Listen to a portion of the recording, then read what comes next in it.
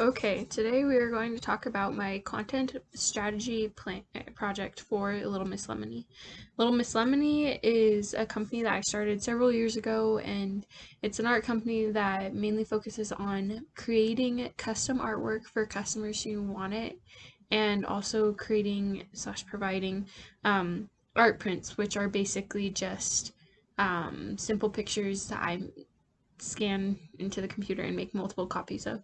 So, as I said, it's been a company that's been in the work for years, specifically kind of getting it out there. It's kind of been a side hobby for a long time for myself.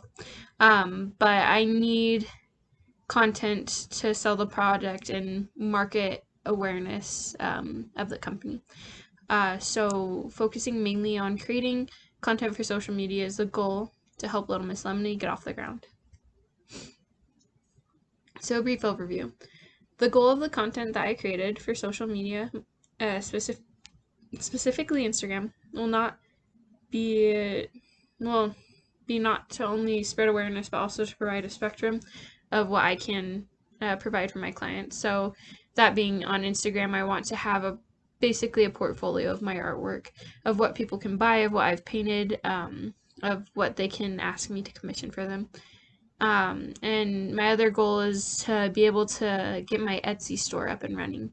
Um, the the main spot of selling would be on Etsy.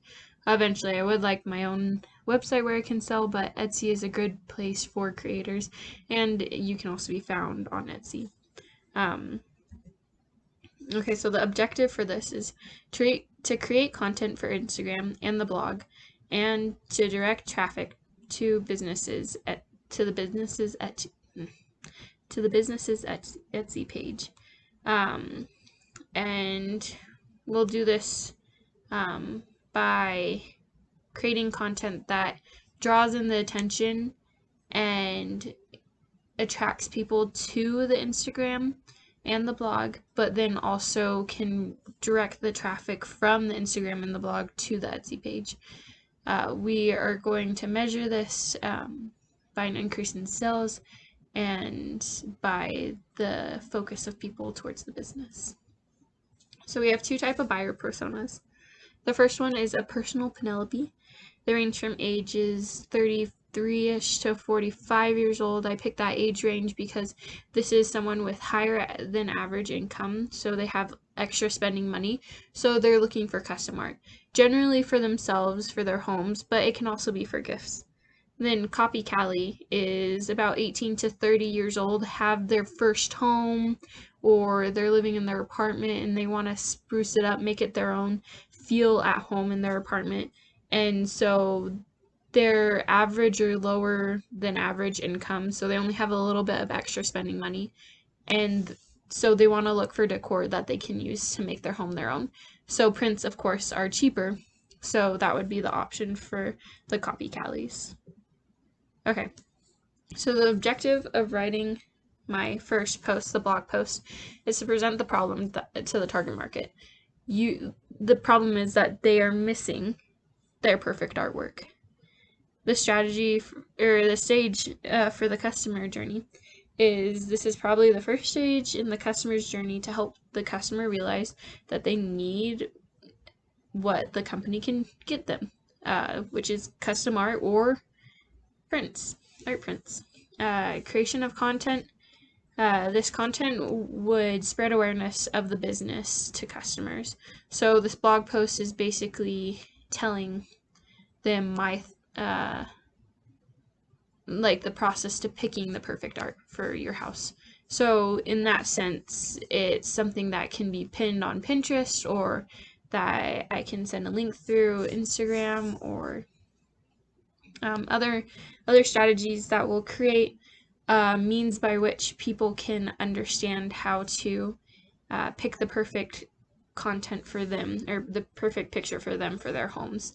So the programs I used for this one was WordPress for the blogs, Canva for planning, and Photoshop for editing pictures.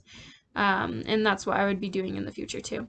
Measurement, well, the way that I'll measure this would be by measuring the amount of people that view the post or read the post or interact with the post.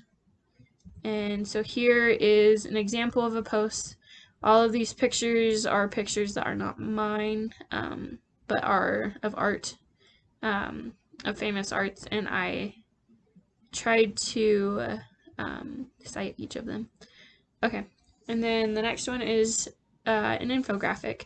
And this infographic is 5 steps to creating art. So it kind of helps them to go through my thought process as a creator and as the business owner. So this will help the target market gain interest in my process and in who I am. Infographics are nice if they're short and precise and they get right to the point.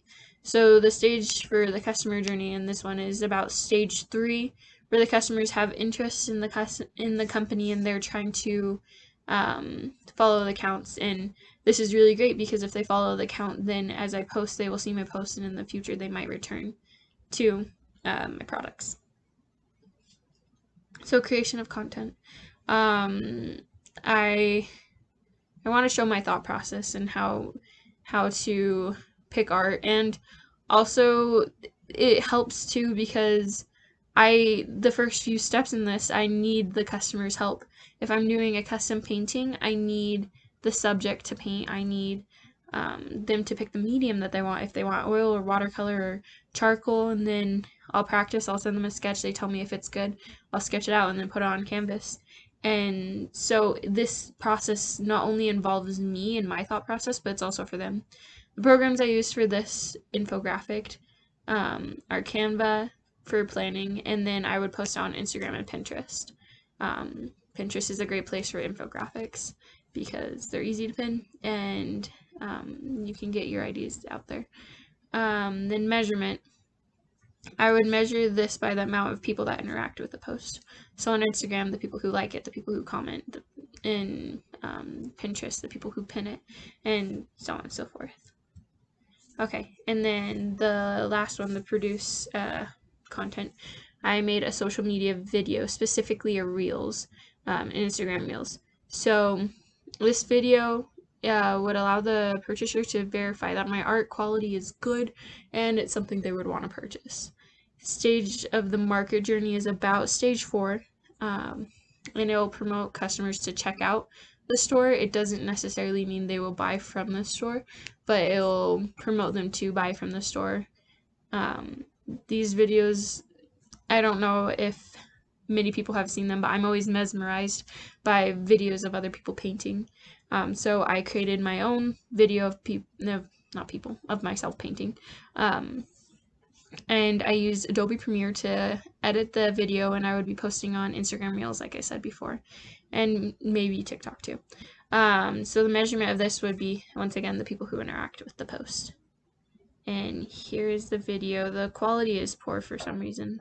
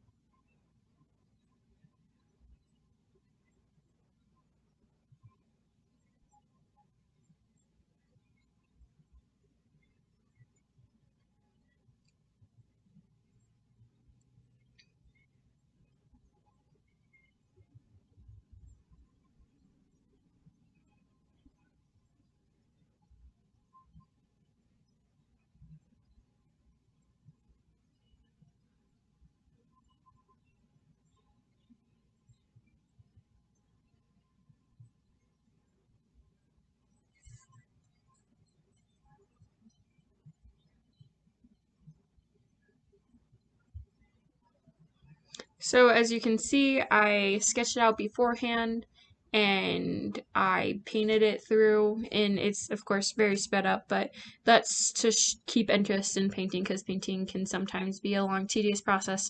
I believe this painting took me about 20 minutes, but in the video it's less than a minute. So it'd be something that keeps the audience entertained. Oops. Okay, so my favorite content was the social media reels. It's by far the best. It was fun to create and edit, The only thing I would do differently is make sure that the light was better for the video and the quality could have been better as well. What I would do differently overall, the project quality, I would increase the quality of the content, better lighting and editing. And then for the post, maybe more